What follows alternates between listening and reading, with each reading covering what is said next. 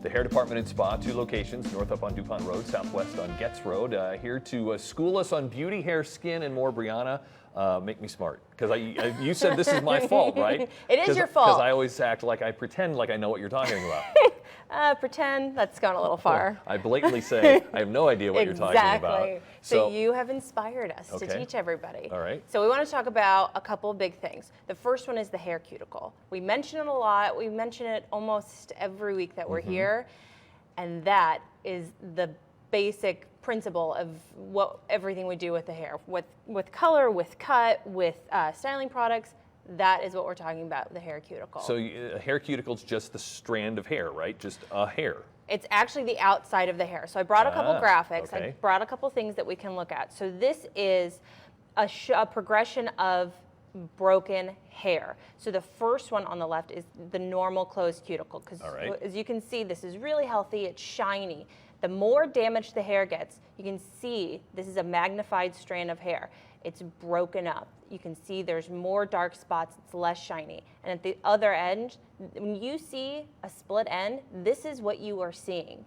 You are seeing all those fibers of the hair tearing apart. So don't just ignore them. They're going to get worse. It's, we want to keep hair as healthy as possible. We want to keep that nice cuticle closed and sealed down so that you can have nice, healthy, strong hair. So obviously the products that I'm putting on my hair really get me closer to the left of the screen than the right. Correct. So you want to, again, we want to start with, your showering process, your shampoo, your conditioner, up to your final styling product. So, but then also your color.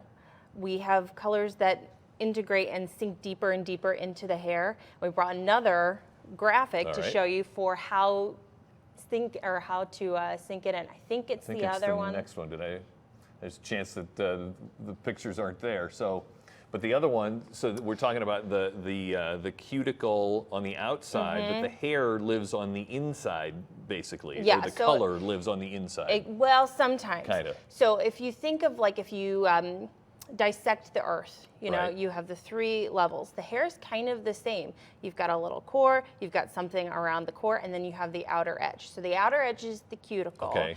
The one inside, that's usually where the color lives, and then all your strength is in the very, very center. So if your cuticle is broken, that is going to make the hair, more susceptible to breakage. All right. What other terms do I need to know?